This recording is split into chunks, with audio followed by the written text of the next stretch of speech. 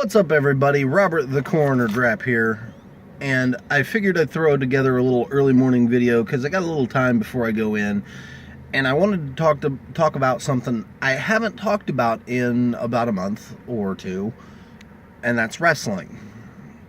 Because I had the thought on the way over, in less than a month, we're going to see Brock Lesnar face Samoa Joe at Great Balls of Fire. And no, I've heard them all. Don't bother. Don't do it. Don't go to the comments and type in Great Balls of Fire joke. Don't need to hear it. Heard enough of them.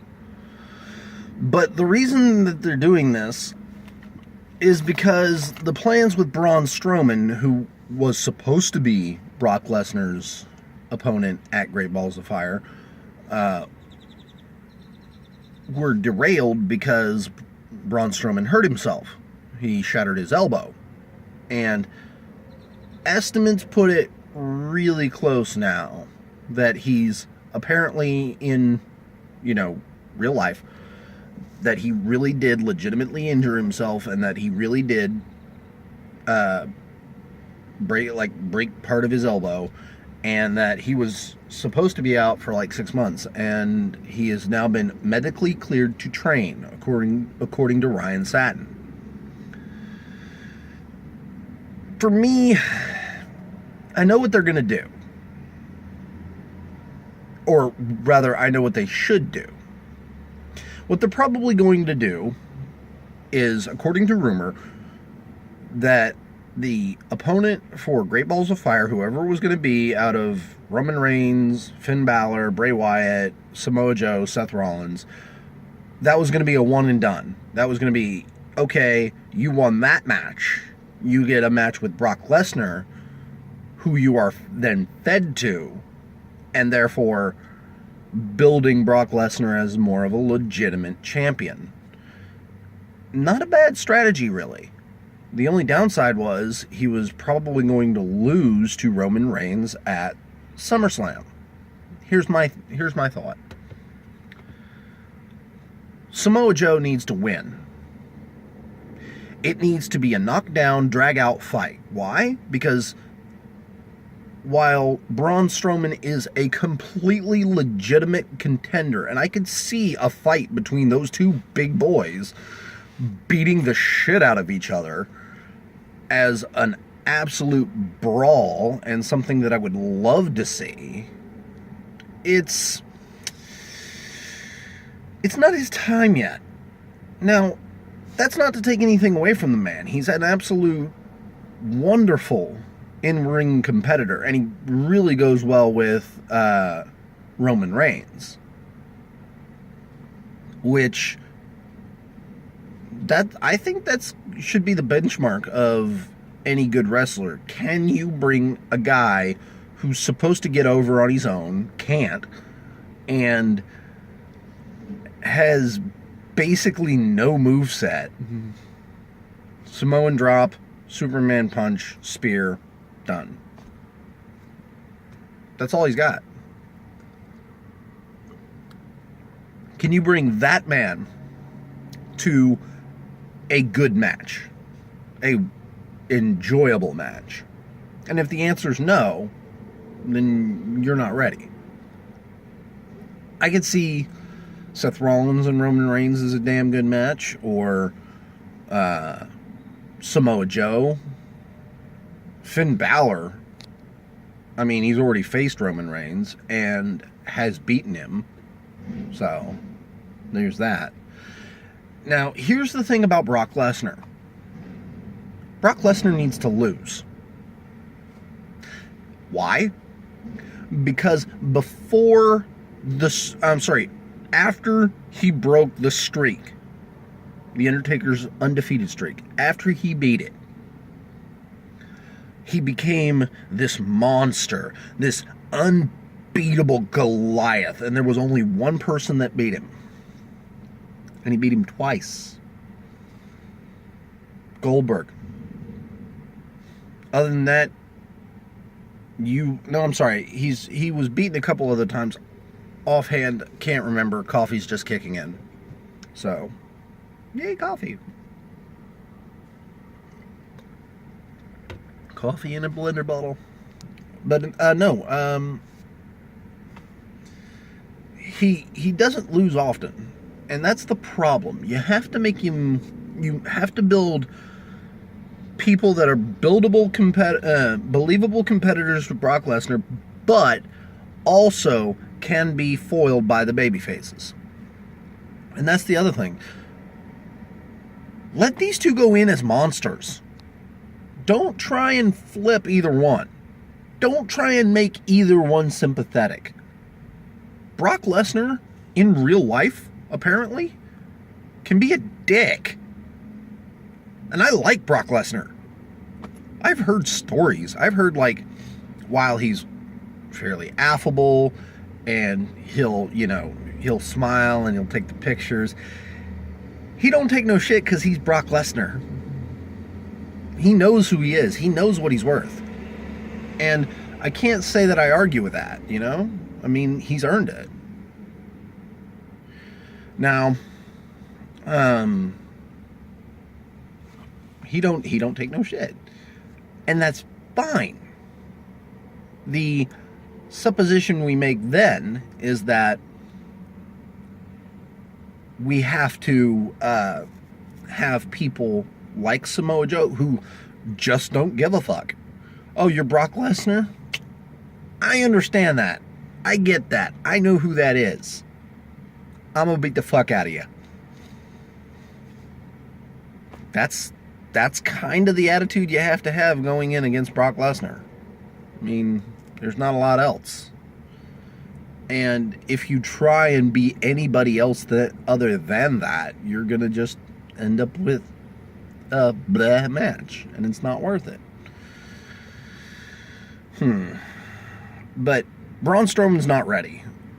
I would like to see him face Samoa Joe for the Universal title, because this does one of two things. Number one, it cements the legitimacy of Samoa Joe's Universal title reign, which would be, amazing. Have him run through the roster, because we already know Brock Lesnar can. We don't know that Samoa Joe can. We all feel like he can, but we don't know that he can. So, to have him face Finn Balor, which I believe happened in NXT, I'll have to go back. I keep meaning to go back and watch old NXT stuff so I can catch some of the good matches that, like, Samoa Joe and Seth Rollins and Finn Balor have had. Enzo and Cass, Bayley, Charlotte, Sasha, these guys, their runs over there. Emma, apparently. I also want to see this week's NXT, where apparently Nikki Cross just like destroys Asuka through a table. Good stuff. Good stuff. But I mean, to have that in his back pocket as a thing, to have run through most of the roster, and then he hits Braun Strowman, let's say around Survivor Series. So you have a Universal title match, Braun Strowman versus Samoa Joe, and Samoa Joe loses. Because this is the way that I would book it. I would book him to run through the rest of the roster, and you've got, at every turn, Braun Strowman hounding him for a match, and he's like, no, I don't have to. No, get lost. I don't have to deal with you. Go away. But that's kind of the thought process. And then he wins the number one contendership, faces him at whatever pay-per-view for Raw comes after.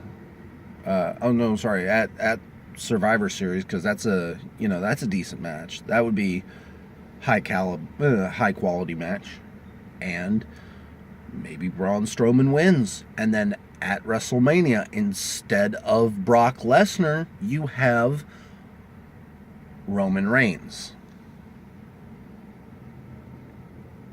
winning the Universal Championship from Braun Strowman.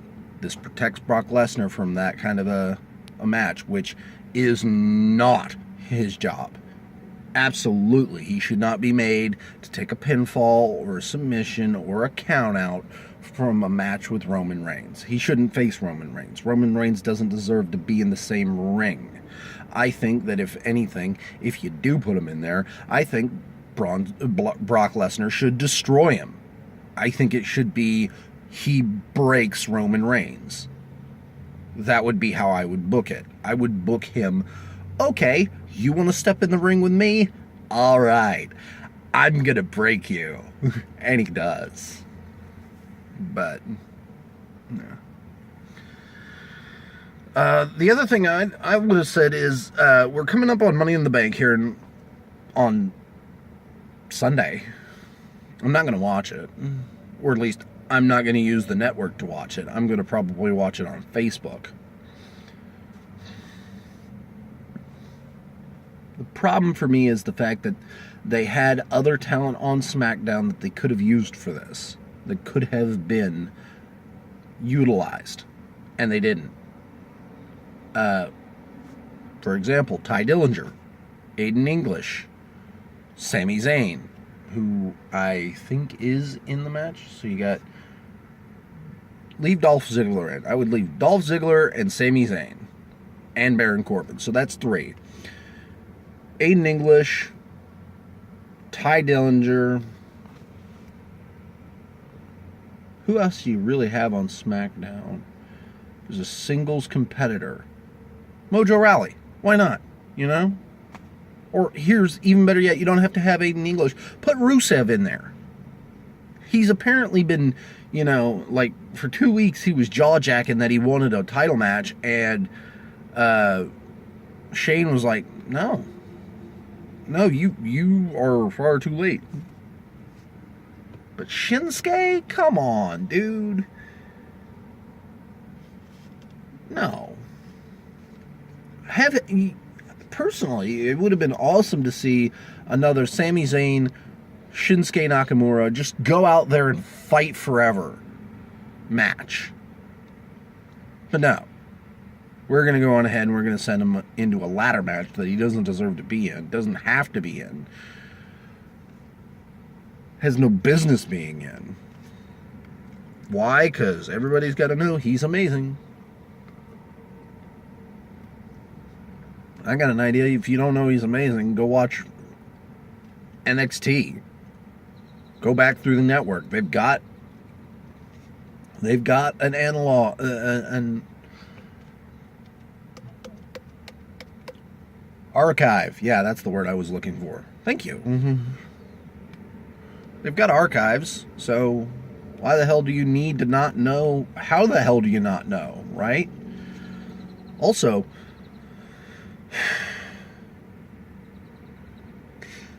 I really get the feeling like Jinder Mahal just no.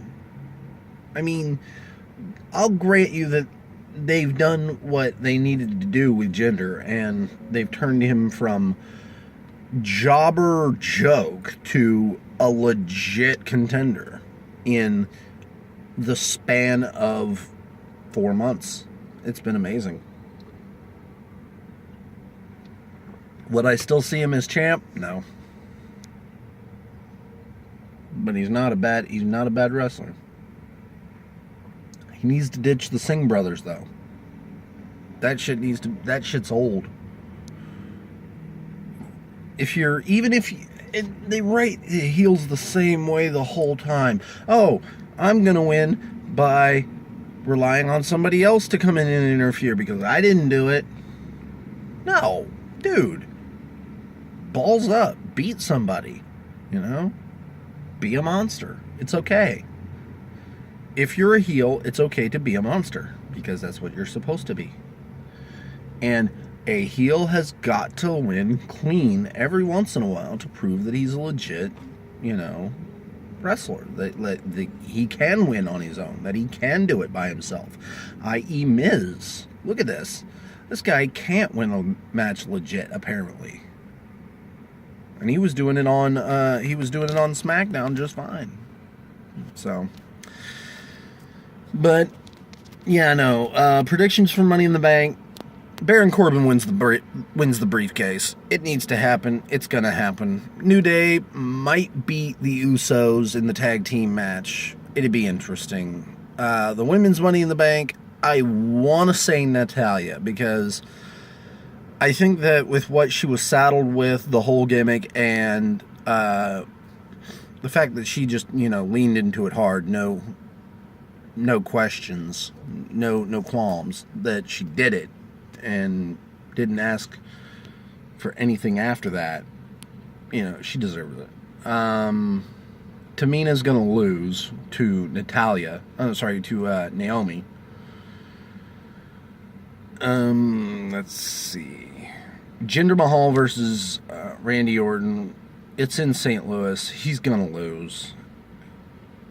It's gonna cement Jinder Mahal as a champion. So, who can ask for more, right?